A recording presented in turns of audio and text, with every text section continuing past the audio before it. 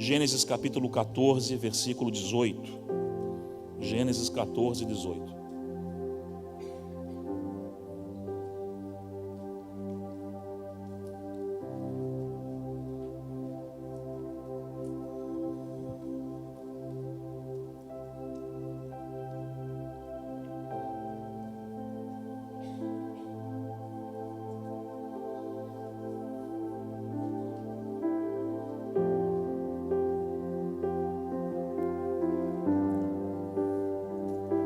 Vamos lá. E Melquisedeque, rei de Salém, trouxe pão e vinho, e este era sacerdote do Deus Altíssimo. E abençoou e disse: bendito seja Abrão do Deus Altíssimo, o possuidor dos céus e da terra. E bendito seja o Deus Altíssimo que entregou os teus inimigos nas tuas mãos, e deu-lhe o dízimo de tudo. 21. E o rei de Sodoma disse a Abrão: dá-me a mim as almas, e a fazenda toma para ti. Abrão, porém, disse ao rei de Sodoma: levantei minha mão ao Senhor, o Deus Altíssimo, o possuidor dos céus e da terra. E juro que desde um fio até a correia de um sapato não tomarei coisa alguma de tudo que é teu, para que não digas: eu enriqueci a Abraão. Salvo tão somente o que os jovens comeram, e a parte que toca aos varões que comigo foram, Aner, Escol e Manre, estes que tomem a sua parte. Amém. Pai, obrigado por essa palavra, que o Senhor fale profundamente ao coração de cada um de nós. Queremos crescer em graça e conhecimento na Tua presença, Pai, que o Senhor multiplique em nós e através de nós, Senhor, aquilo que precisamos viver como plenitude nesses dias. Abençoa essa palavra, que ela encontre guarida no coração de cada um dos teus filhos. É a minha oração de gratidão na tua presença, em nome de Jesus. Amém? Então vamos lá. Tema de hoje: desmascarando o espírito de Bera. Ele é fundamental para o tema do ano, o ano do crescimento, e você já vai entender. Eu vou ser o mais breve possível, para nós aqui, apresentarmos nossos membros, cearmos e você poder ir para sua casa, mas me dá uns minutinhos para eu construir o que seria esse tema. Vamos lá. Abraão, ele acaba de vencer uma batalha extraordinária. Isso está registrado do versículo 12 ao 17. Eu não li para ganhar tempo, ok? Do 12 ao 17. Abraão, ele recaptura o seu sobrinho Ló, que havia sido levado como um cativo aí por alguns reis, que estão descritos nos primeiros versículos ali do capítulo 14 de Gênesis. E é interessante que a Bíblia fala que o Senhor entregou nas mãos de Abraão. Deus entregou nas mãos de Abraão os seus inimigos. Abraão não tem característica nenhuma de poder militar ou bélico. Abraão nunca foi um cara como Davi, que sempre estava guerreando, caras como Gideão, Sansão e tantos outros ali, homens da Bíblia, que tinham uma característica mais de guerra, militar, de estratégias, etc. e tal. Abraão sempre foi um cara manso. Aliás, se Abraão foi conhecido por alguma coisa na vida, não foi por guerra, foi por ser um amigo de Deus. Tiago 2:23. E ele, Abraão, creu, isso foi lhe imputado como justiça, então ele foi considerado o amigo de Deus. Abraão é um cara manso, amigo, cara da presença. Mas quando necessita, ele junta 300 homens e vai para cima como se fosse um exército de 1 milhão. E ele ganha a guerra. Por quê? Porque a mão do Senhor estava sobre ele. Como é que nós sabemos que a mão do Senhor está sobre algo ou alguém? Você vai ver crescimento e prosperidade, pronto. Sempre num lugar de infertilidade e num lugar de vazio, é porque realmente Deus arrancou a sua mão.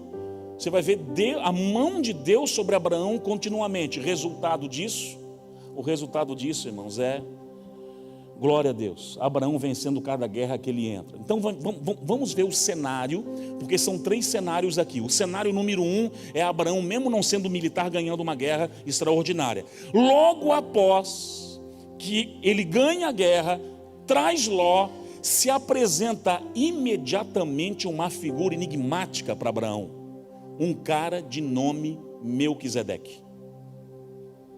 Rei de Salém, sacerdote, a Bíblia diz, sem genealogia, sem pai nem mãe, como diz Hebreus.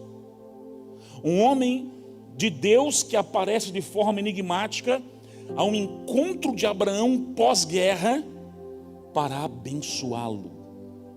Melquisedeque é uma figura tão forte na Bíblia que o sacerdócio de Jesus, conforme o texto de Hebreus, é segundo a ordem de Melquisedeque, e não segundo a ordem araônica, que seria o normal. Arão, primeiro sacerdote estabelecido junto com a sua família e seus filhos, uma linhagem sacerdotal. Na lógica, o sacerdócio de Jesus deveria ser segundo a ordem araônica, mas não é. É segundo a ordem de Melquisedeque. Olha que figura importante. Então, olha como é que está o coraçãozinho de Abraão.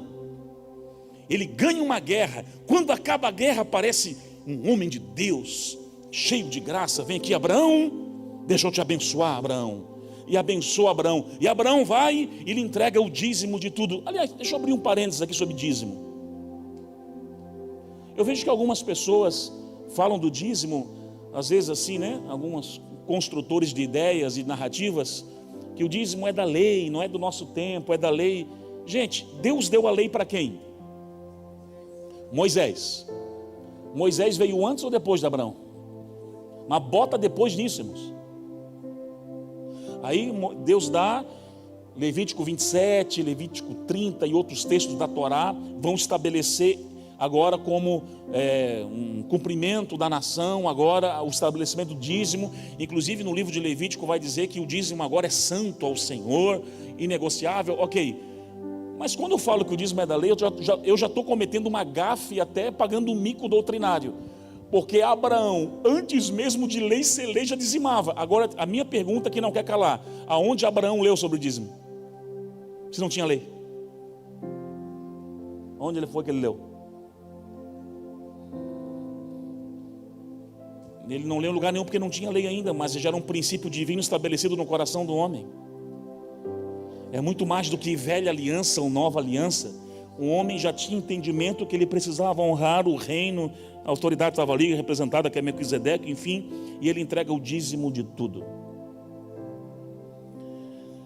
Ok, acaba esse momento, o ápice para Abraão. Pensa aí, né? O cara está no auge, ganha uma guerra, vem um cara lá da Conchichina do Norte e abençoa ele. Ele pratica o princípio com o sacerdote Melquisedeque. Uau!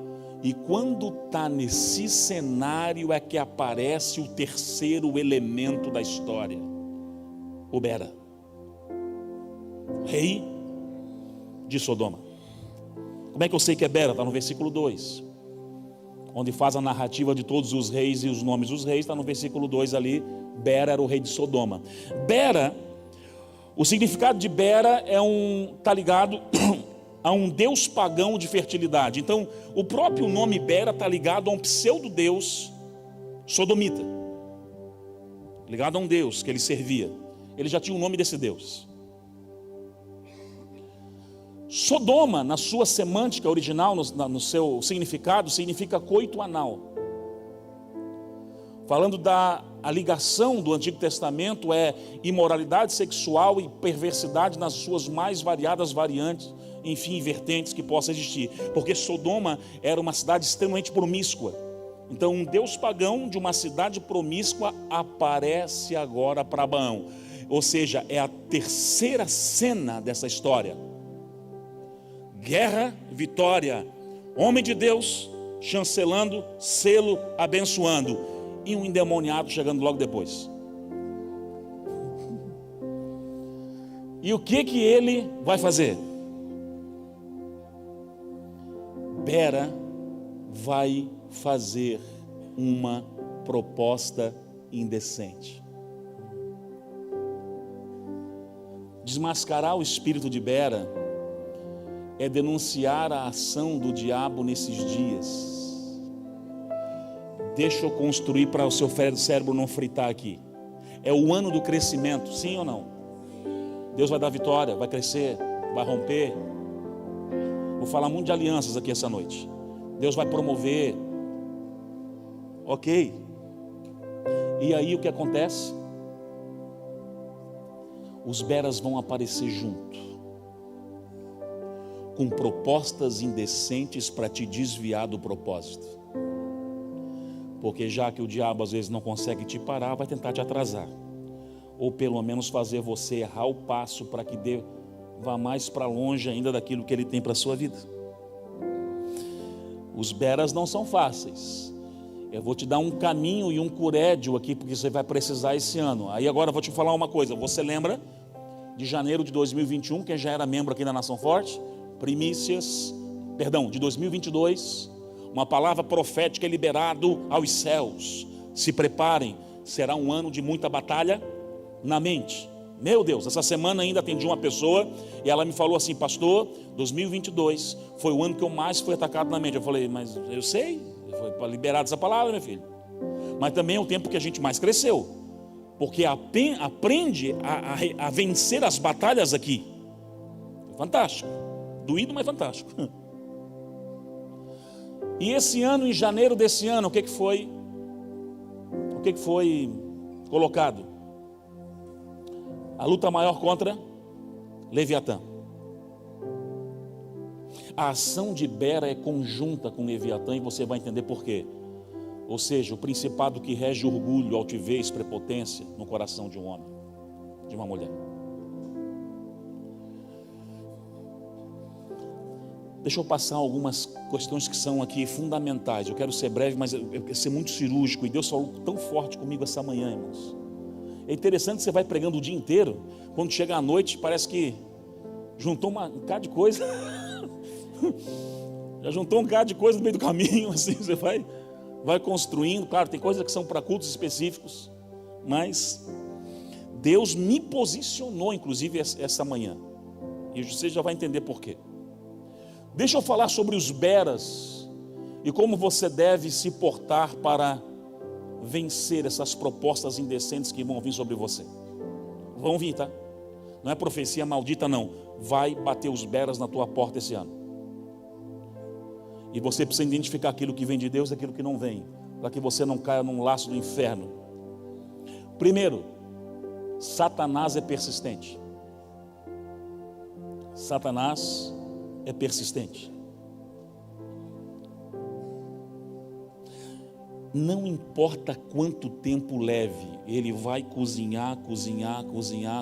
Você pode levar 1 ano, 5 ou 30 para tentar cumprir o propósito dele macro contra a minha vida e a sua. João 10:10, matar, roubar e destruir. Tempo que levar, ele vai cozinhar, é o propósito dele. E ele é insistente. Claro que ele é um derrotado, como eu falei aqui de manhã.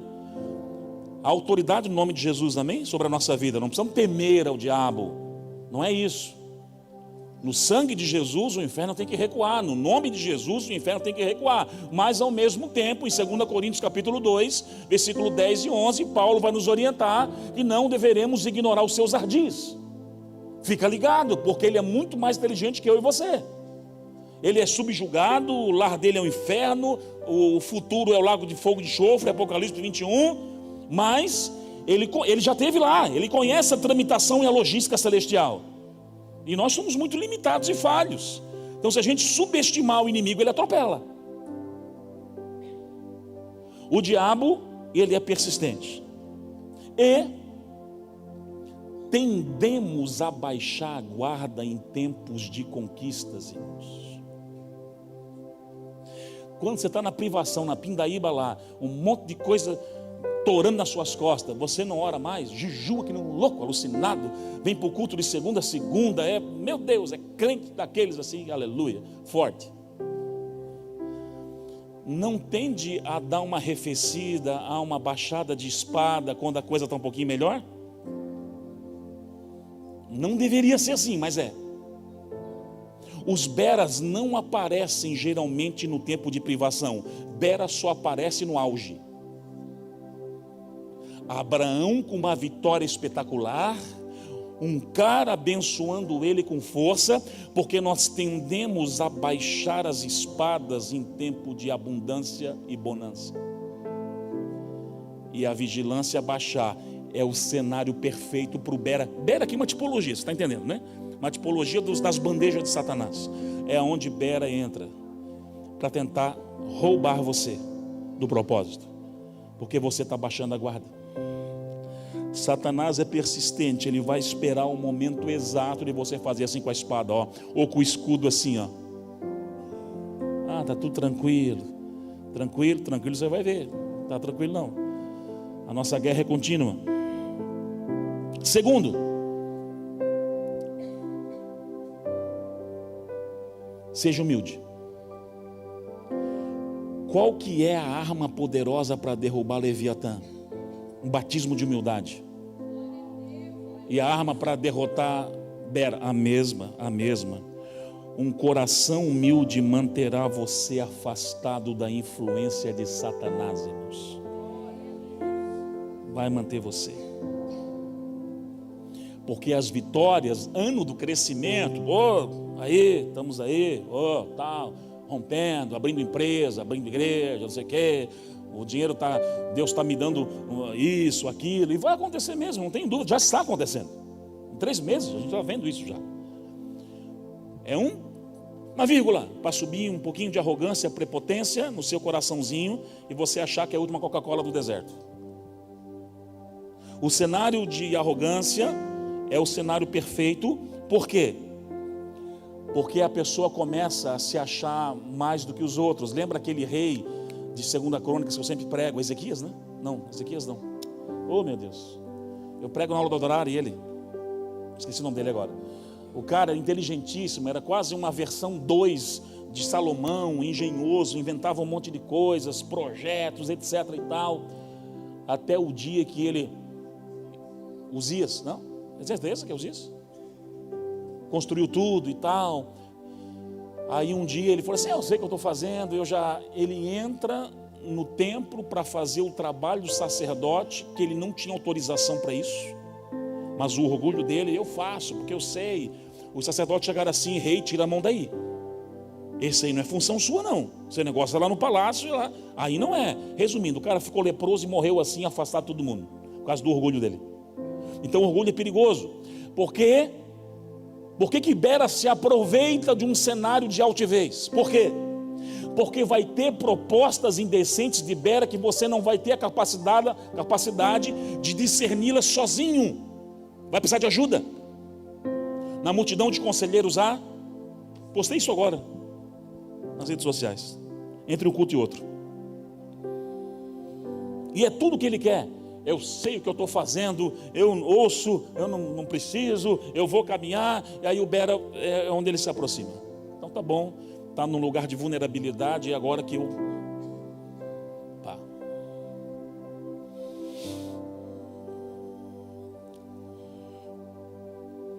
Humildade é a chave. O terceiro e o quarto, eu falei que eu vou correr um pouquinho, as propostas de Beras, às vezes, elas não vêm com uma cara de proibição total ou de... Pasmem, por incrível que pareça, algumas propostas de Bera vêm com selo de permitido. Lícito. Mas como Paulo já disse em 1 Coríntios 6,12, tudo me é lícito, mas nem tudo convém. Tem coisa que não convém, apesar de ser lícito. Vou te provar na Bíblia com texto. Parábola da grande ceia. Abra lá comigo Lucas 14,16, por gentileza. Lucas 14,16.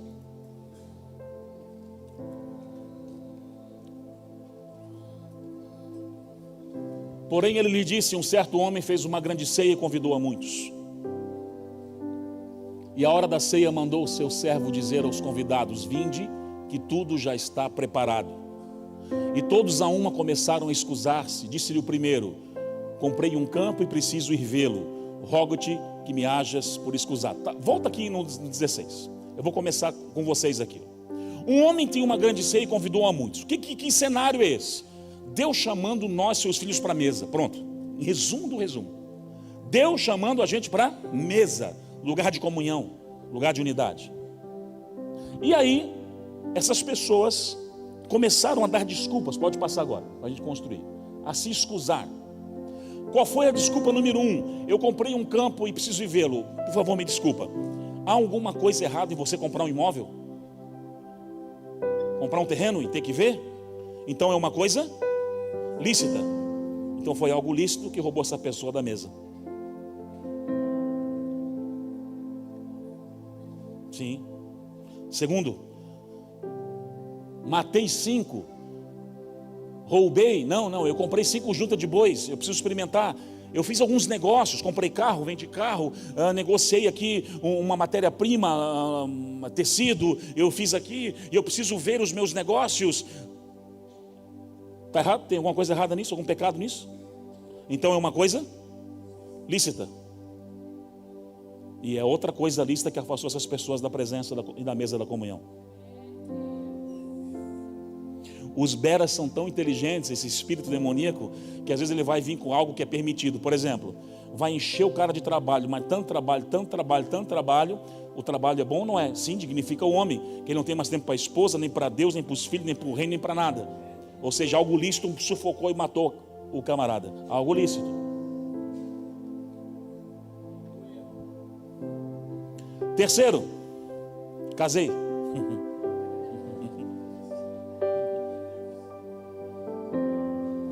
Alguma coisa errada em casar, irmãos? Diz que sim, para ver que você leva uma cutucada aqui assim do lado. Só uma do lado da costela, assim, pem. Casamos ontem aqui, né? Felipe e a Sara aí, ó, os mais novos aí, aleluia. Casaram ontem, já estão no culto hoje. Esses são crentes mesmo.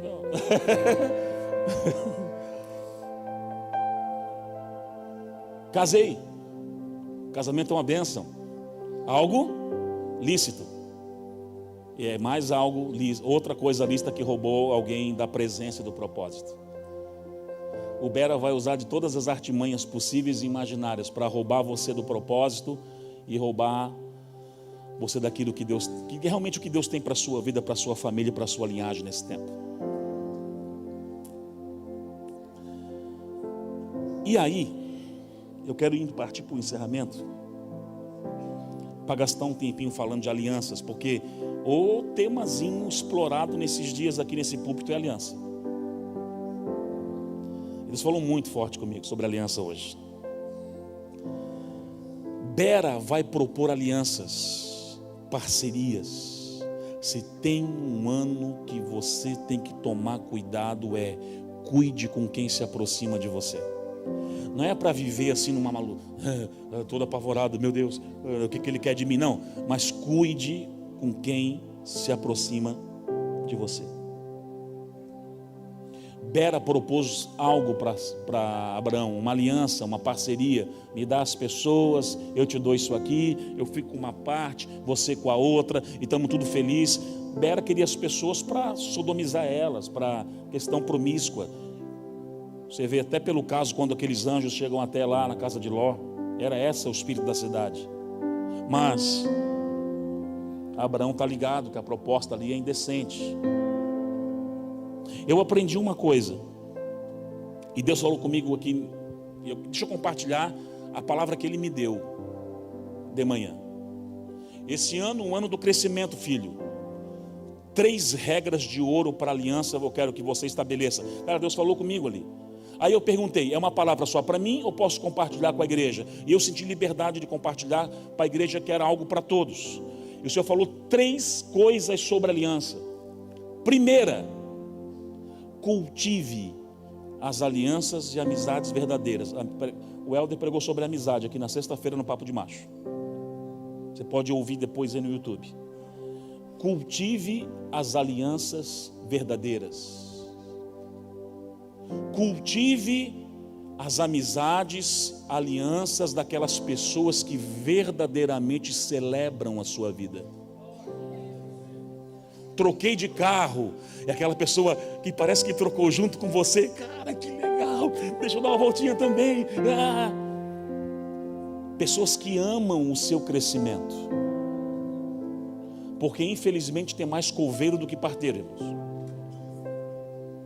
Infelizmente, mas muito mais coveiro do que. Valorize pessoas que enxergaram algo em você quando você ainda não era ninguém. Porque essas pessoas amaram o teu coração e não a tua influência.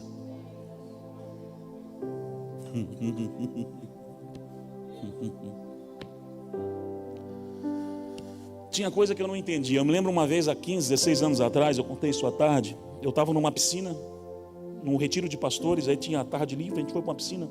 Estava eu, Luiz Hermínio, o Gustavo Lara da Argentina, o apóstolo, o Irineu Gruber, mais uns pastor grandão lá e tal. E o Andrezinho no meio ali, só ouvindo ali aquele negócio.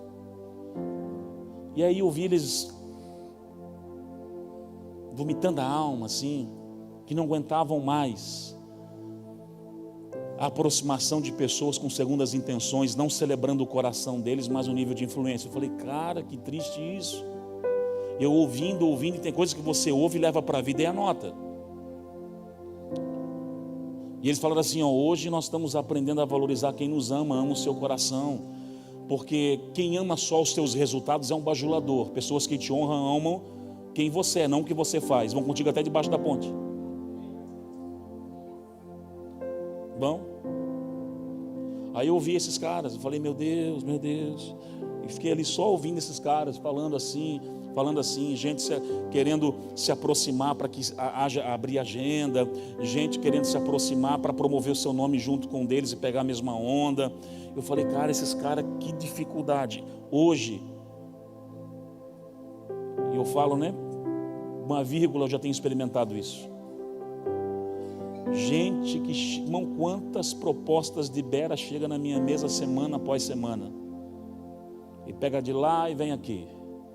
Então nós vamos fazer um congresso assim, e vou te dar uma porcentagem da oferta. Eu falei, eu não prego por oferta, eu prego porque eu amo a Jesus. A maioria dos lugares que eu vou, eu pago do bolso para ir, irmãos. Não existe isso. Eu sei que existe o princípio, ok? Todo profeta que vem aqui a gente abençoa. Sou doido de dispensar um profeta de mão vazia? Não sou doido. Eu sei do princípio. Eu tenho que rasgar um pedaço do manto dele. Deixa eu aqui rasgar, aleluia. Mas não é essa motivação escusa. E hoje a gente vê, hoje eu tenho visto um pouco disso. Então o Senhor falou comigo assim, ó, em primeiro lugar você vai começar a valorizar quem ama o teu coração. A gente acaba valorizando gente nada a ver com coisa nenhuma, e esquece de valorizar aqueles que realmente oram por você, que valorizam o teu coração, que torcem genuinamente por você, aleluia. Comecei a valorizar mais isso e investir nisso. A segunda coisa que Deus me falou: ore nesses dias e peça discernimento espiritual para você identificar os beras quando se apresentarem, porque em 2022 vai chover de bera para tudo quanto é lado. Eu entendi a palavra profética, tá? Eu entendi. Os beras vão chegar no ambiente de trabalho, vão chegar no ambiente ministerial, no ambiente corporativo, no ambiente, seja lá social, seja lá onde você está inserido, e vão apresentar suas propostas. Você tem que estar muito atento à voz e ao comando do Espírito Santo para saber aquilo que vem de Deus e aquilo que não vem. Então não dá para baixar a guarda nesse tempo. Tem que manter a espada bem alta, os muros bem altos, o nível de vigilância é muito grande. Essa semana que passou mesmo, veio uma dessas aí indecentes, essas propostas, não sei o que, aqui daí, né? Você pode me ajudar ministerialmente nesse negócio aqui, e eu posso te ajudar também em outro lado e tal. Aí eu ouvi no início, eu falei assim, cara, não sei, eu acho que não é bem por aí, enfim. Mas fui orar. Aí quando eu fui orar, Deus falou na hora assim, fechou meu coração, falou, pode falar fora. Isso aí é uma pessoa celebrando resultados e não o teu coração. Deixa eu abrir uma coisa aqui, nem sei se eu deveria, mas enfim, vamos lá. Eu sou meio doido mesmo. Algumas pessoas vêm pedir cobertura espiritual para nós, igrejas pelo país.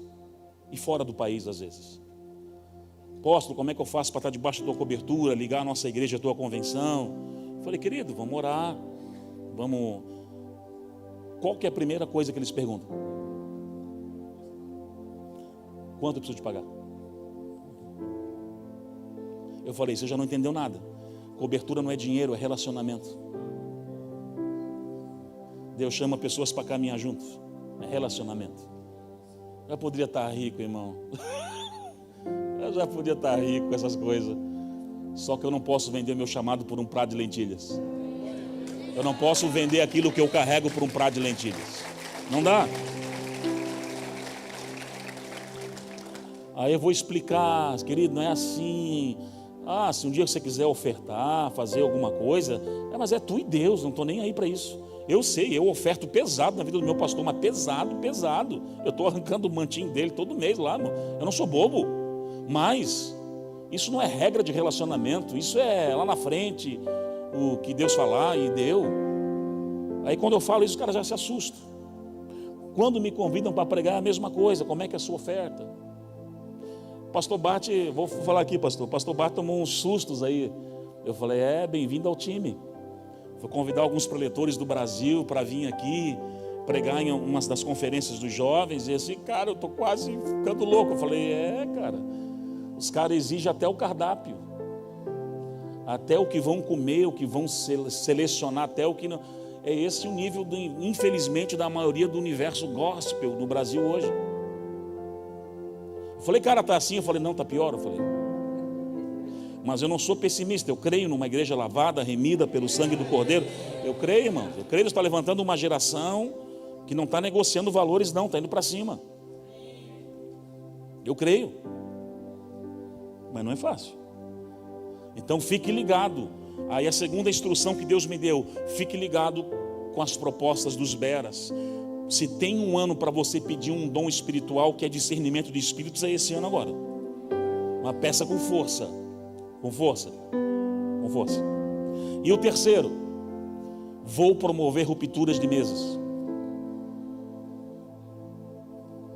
Vou ter que te arrancar de algumas mesas, porque não produzem mais vida sobre vocês, sim, apenas coisa que não.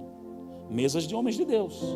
Isso já aconteceu comigo em outro tempo da minha vida, de Deus ter que arrancar as pessoas que eu estou ouvindo, ou mesas, porque não contribui nem flói com aquilo que eu estou construindo em Deus.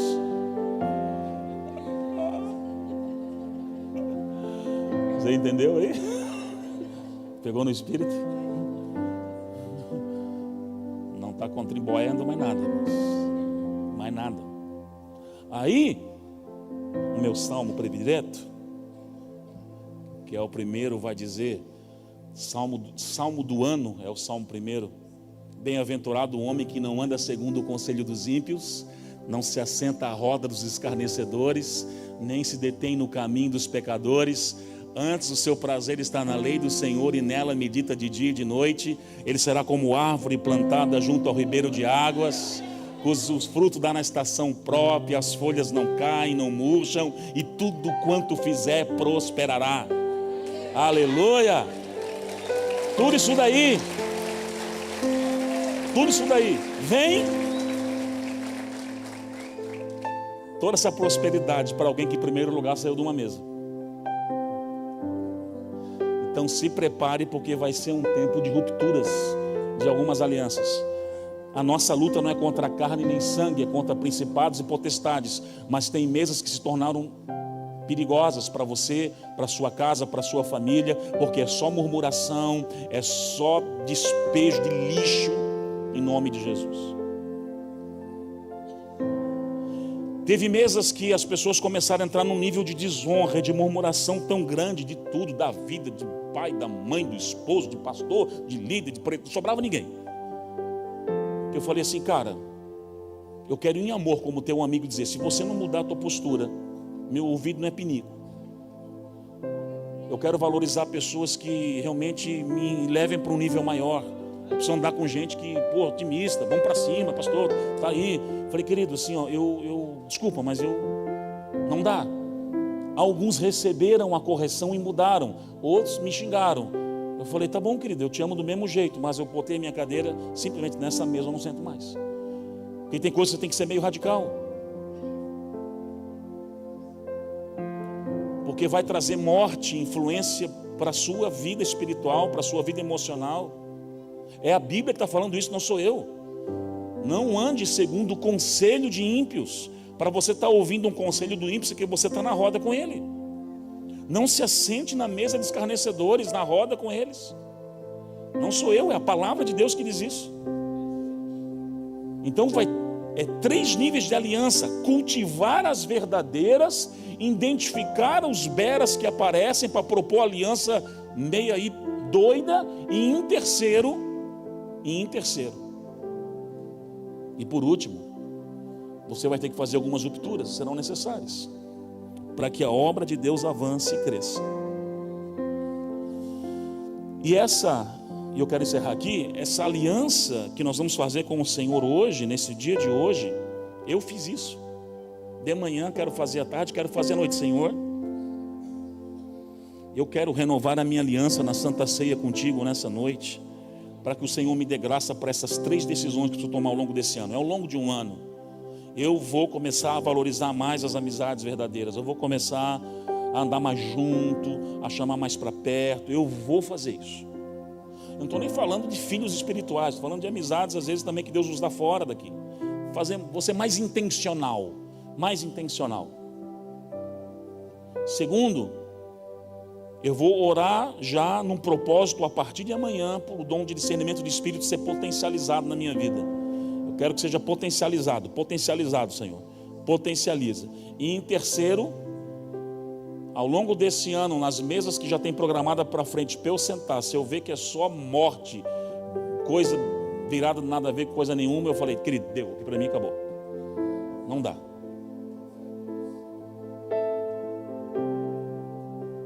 Nós temos que ir para o alvo. Eu falei que à tarde, né? Eu pensei que era 2 anos atrás, mas aí o João me lembrou que foi o ano passado. O ano passado, eu peguei os pastores de uma tarde ali, eles ficaram meio em choque comigo, porque eu falei assim: na nossa reunião de toda terça tarde, os integrados têm ali, às vezes os pastores que podem também, o Alexandre, né, alguns vão ali, o pastor Odilon, vão ali, a gente tem um tempo. Eu falei com eles assim: eu amo vocês, mas eu vou viver o que Deus tem e vou para cima, com ou sem vocês. Com ou sem. Meu desejo como pai, que todos venham junto, mas não vou parar por causa de vocês. Eu tenho um alvo a cumprir nessa terra e eu não vou parar. Aí eles levaram um susto assim, mas depois entenderam. Porque eu não vou parar. Quem pode parar é Deus. Deus para, Deus levanta, Deus abaixa, é Deus, é a nossa vida na mão dele. Mas no que depender de mim, eu vou avançar. Então escolhe muito bem quem que você está ouvindo, quem você está emprestando os teus ouvidos nesses dias. Pode estar gerando morte para você ou vida. E eu queria que você ficasse de pé comigo em nome de Jesus.